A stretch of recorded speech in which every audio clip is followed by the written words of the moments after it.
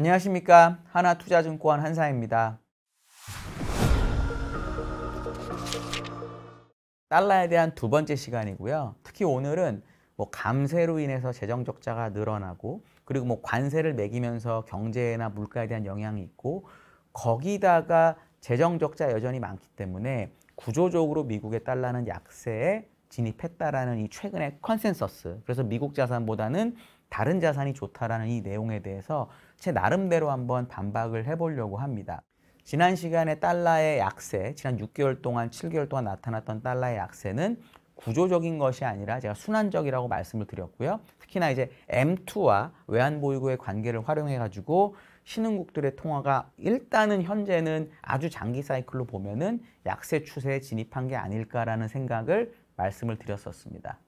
오늘은 이제 아까 얘기 드린 것처럼 관세랑 부채, 감세 얘기를 주로 하려고 하는데 결국 어떤 나라가 부채가 많아서 어렵다는 얘기는 이 세 개의 경제 주체가 있잖아요. 가계, 기업, 은행을 포함합니다. 정부, 이 세 개의 주체가 뭔가 벌어들이는 돈보다 돈을 많이 쓰기 때문에 어느 수준이 되면 더 이상 빌리지 못하고 나라가 망한다 이런 겁니다. 우리나라 같은 경우에 외환위기에 그런 일이 있었고 남미나 이런 국가들 그리스 사태도 그래서 그랬던 거고요. 옛날에 결국 그런 거죠. 그러면 결국 가계, 기업, 정부가 돈을 더 많이 쓰게 되면 돈을 빌리든지 채권을 찍어야 되니까 당연히 돈은 더 많이 풀릴 수밖에 없고 돈이 많이 풀리면 그 나라 통화가 약세가 되는 거거든요. 그 의견에 대한 거를 제가 오늘 한번 이야기해 보려고 합니다. 가계 먼저 갈 건데요. 가계는 사실 문제가 벌어지면 진짜 큽니다. 우리나라 예를 들어 카드 사태도 그랬었고요. 미국의 리만 사태도 결국 가계에서 촉발이 된 겁니다. 가계가 돈을 너무 많이 빌려가지고 부동산 투자를 했는데 그 부동산 가격이 빠지면서 그 부동산 가격 빠진 거로 만든 상품을 갖고 있는 은행들이 망할 위기에 처하면서 리만 사태가 벌어진 거거든요. 그러니까 가계라는 이 경제 주체가 문제가 생기면 정말 큰일이 나는 경우가 많습니다. 결국 현재 미국의 가계가 어느 정도 상태인지를 알아봐야 되는데 미국 가계의 GDP 대비 부채 비율은 현재 70%까지 떨어져 있습니다. 참고로 이게 2008년, 9년에 서프라임 모기지 때는 100%가 넘거나 왔다 갔다 했었던 거죠. 그러니까 결국 한 15, 16년 전에 너무나 고생을 했기 때문에 미국의 가계가 엄청나게 지난 16년 동안 디레버리징을 한 것이죠. 거기다가 이제 GDP 대비 정부 부채는 약간 BS 느낌이니까 소득에 대해서 가처분 소득 대비 원리금 비율도 10% 초반까지 현재 빠져 있는 상태입니다. 거기다가 가계 신용 증가율이라는 데이터가 있는데요. 이게 지금 거의 0%에서 1, 2%밖에 나오지 않습니다. 언론에서는 카드 많이 썼고 카드 연체율 높다라고 말은 하지만 전체 신용 증가율을 보면은 매우 낮은 상태라는 거죠. 미국의 가계는 돈을 별로 빌리지도 않은 상태입니다. 그러니까 상당히 미국의 가계는 지금 건전하다라는 거죠. 그럼 두 번째는 결국 기업하고 은행들이 될 텐데 미국의 비금융 기업들의 부채 비율을 보면은 1950년대 이후로 사실 꾸준히 상승은 하고 있습니다. 상승은 하고 있다는 건 걱정인데 포인트는 이 상승세가 장기간의 이 추세를 이탈하지 않고 있다는 거죠. 갑자기 팍 늘어나는 게 아니라. 더더군다나 세계화가 됐고요. 그리고 이자율이 많이 떨어졌기 때문에 타인 자본 비용, 쉽게 말하면 돈을 빌리는 채권을 찍는 비용이 많이 떨어졌기 때문에 지금 70% 정도 수준의 비금융 기업의 이 부채 비율은 GDP 대비 부채 비율은 저는 그렇게 위험하지 않다라고 생각을 합니다. 은행들은요, 미국 은행들은 훨씬 더 강건합니다. 그러니까 리만 사태라는 게 정말 믿을 수 없는 일이 사실 벌어졌던 거죠. 엄청나게 컸던 은행 하나가 망했기 때문에 그 이후에 여러 가지 규제가 생겼고 은행들도 자신들의 대차대조표나 재무상태표를 엄청나게 건전하게 관리를 했습니다. 우리가 은행의 건전성을 볼 때 자기자본 비율을 진짜 많이 보는데 이 자기자본 비율도 상당히 높게 올라와 있는 게 맞고요. 그렇기 때문에 이제 트럼프 대통령이 자기자본 비율을 조금 완화하는 정책을 써서 대출을 늘리게 하려는 거고요. 더 중요한 거는 은행 자산이 예를 들어 이만큼 있잖아요. 이 은행 자산에서 현금이나 미국의 국채, 완벽한 안전자산이겠죠. 이것들이 차지하는 비중이 30%가 넘었다라는 겁니다. 이게 리만 사태 직전에는 10% 초반이었어요. 그러니까 은행들이 갖고 있는 자산 중에 대출 빼고 못 빼고 해도 무려 3분의 1이 초안전자산이라는 거죠. 어떤 은행의 자산이 3분의 1이 안전자산인데 그 은행이나 시스템이 망할 가능성이 있을까요? 저는 극히 드물다고 봅니다. 리만 때는 이 안전자산 비중이 낮았고 서프라임 모기지와 관련된 자산을 많이 가지고 있었기 때문에 집값이 빠지면 그 서프라임 모기지와 관련된 자산 가격이 떨어지고 그럼 나는 그 자산 가격 떨어진 걸 막기 위해서 다른 은행에 갖고 있는 자산을 또 빼야 되고 그럼 이 은행도 남이 자산을 빼가니까 또 저 은행 걸 빼야 되고 이런 악순환이 벌어지면서 은행들이 망했던 거거든요. 그걸 막기 위해서 안전자산을 많이 갖고 있는 거기 때문에 미국의 기업이나 금융 시스템에서 문제가 벌어질 가능성은 달러를 약하게 만들 가능성은 저는 거의 없다라고 봅니다. 가계, 기업, 금융사를 포함해서 말씀을 드렸고 그럼 이제 하나 남은 게 정부고요. 지금 사실은 저명한 경제학자들이 얘기하는 것도 전부 미국의 정부 부채 문제를 이야기하고 있습니다. 사실 논리적으로 보면 그런 경제학자들의 말이 틀린 게 하나도 없습니다.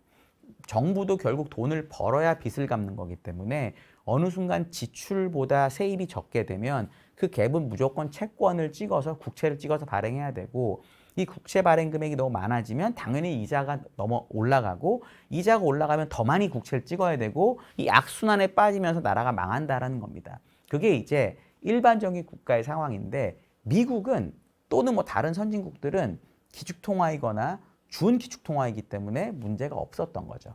근데 이제 미국에 대해서 걱정하는 지금의 논리는 뭐냐면 지금까지는 괜찮았는데 재정 적자 여전히 되게 크고 거기에 이번에 OBBA 때문에 감세도 되고 뭐 이런 부분, 관세 때문에 어떤 뭐 여러 가지 이슈가 있으니까 이 문제가 이제는 불거질 거다라는 게 걱정입니다.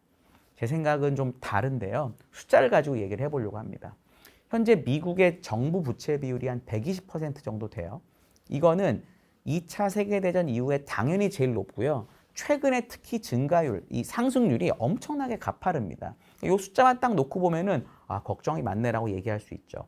거기다가 재정적자 비율도 다시 6%로 올라갔습니다.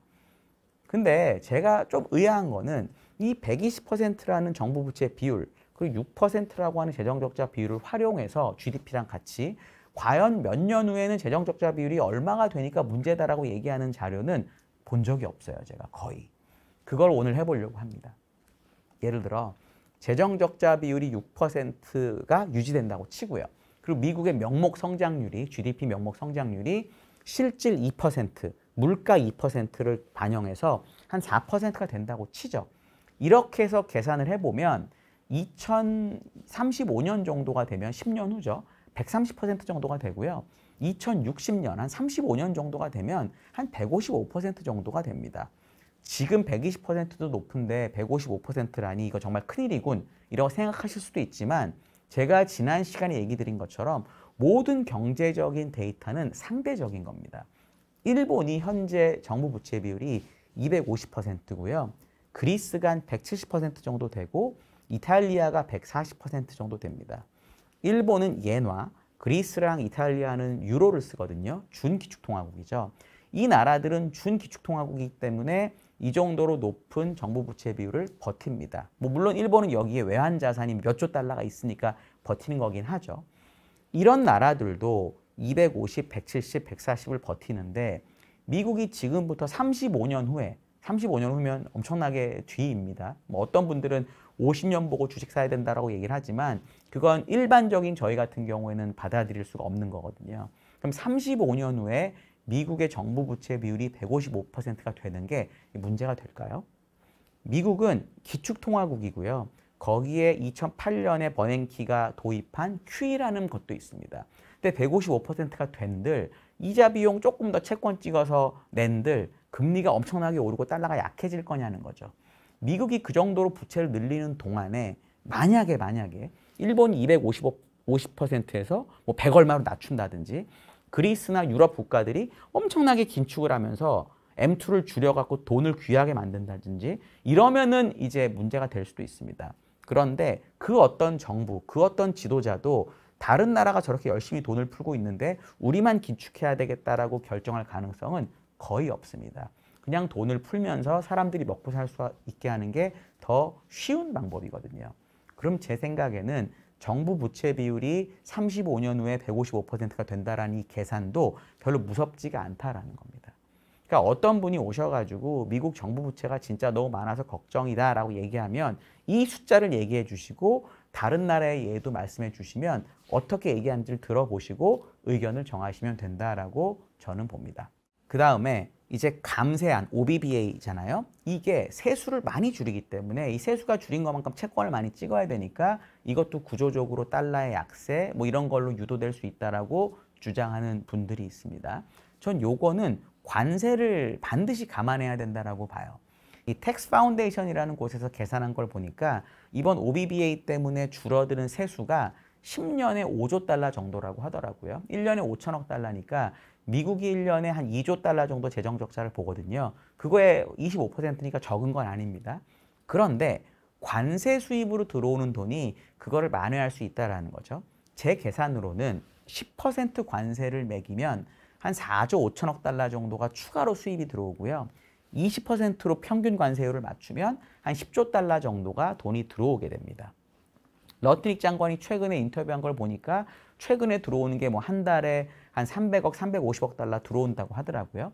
이게 이제 1년이면은 거의 뭐 5천억 달러 가까이 되는 거잖아요. 그리고 이제 본격적으로 관세를 매기고 내년이 되게 되면 좀 늘어날 수도 있는 거죠. 그러니까 텍스 파운데이션의 계산이 맞다고 하면 지금 미국 정부가 관세를 이 매기는 수준은 딱 그 세수 줄은 것만큼을 만회하려고 관세를 매겼다라는 거죠. 이거는 내년 중간선거까지는 절대로 바뀌지 않습니다. 왜냐하면 트럼프의 가장 지금 중요한 정치적 이벤트는 내년 중간선거거든요. 중간선거를 이겨야 남은 2년도 대통령 역할을 할 수가 있는 겁니다. 그렇기 때문에 이 관세를 통해서 들어오는 수입으로 감세로 인한 이 재정 적자를 메꾸게 되면 우리가 걱정했던 OBBA 때문에 달러가 많이 풀리고 채권 많이 지키고 이런 부분들은 저는 만회할 수 있다라고 저는 개인적으로 봅니다. 사실 미국이라서 할 수 있는 거긴 하죠. 워낙 소비를 많이 하니까요. 감세를 해서 줄어든 거는 전부 다 국민들에게 돌아가는 혜택이고요. 관세는 물론 미국의 수입업자가 돈을 내긴 하지만 가격 경쟁력 때문에 수출하는 사람이 가격을 낮춰서 넘겨주게 되면 수입업자는 원래 100원에 받던 걸 뭐 90원에 받을 수 있잖아요. 그러니까 거기서 10원을 아끼고 거기에 관세 매긴 거는 또 미국 정부에 주는 거니까 실질적으로 관세도 수출업자가 내는 거나 마찬가지입니다. 이 관세를 수입업자가 내게 한다는 논리가 맞으려면 수출업자의 상품이 너무 막강해요. 이 상품을 쓰지 않으면 미국이 안 돼요. 그래서 관세가 얼마든지 간에 원래 팔던 가격으로 팔면 이제 여기에 추가되는 관세는 전부 미국 사람이 내는 것이긴 하죠. 근데 그럴 수 있는 상품이 그렇게 많지 않기 때문에 이 감세랑 관세 효과를 계산해 보면 미국의 지금 공화당 사람들은 충분히 이익이다라고 생각한다는 겁니다. 그렇다면 내년까지 감세 때문에 달러가 약세가 된다든지 미국의 구조적인 문제가 생긴다고 말하는 건 저는 틀렸다라고 보고 있습니다. 저번 시간, 이번 시간에 걸쳐서 저는 달러의 최근의 약세를 순환적이라고 본다고 말씀드렸고 이게 구조적으로 바뀌려면 뭐 제2의 플라자 합의가 됐든 뭐 새로운 경제가 엄청나게 커지든 이런 게 필요하다고 제가 말씀을 드렸고 오늘은 미국의 정부 부채나 감세안이 달러의 구조적 약세를 야기할 수는 없다라는 말씀을 드렸습니다. 이거에 관해서 또 질문이나 의견 또는 뭐 다른 의견이 있으시면은 꼭 댓글 달아주시고요. 제가 답변 드리도록 하겠습니다. 감사합니다.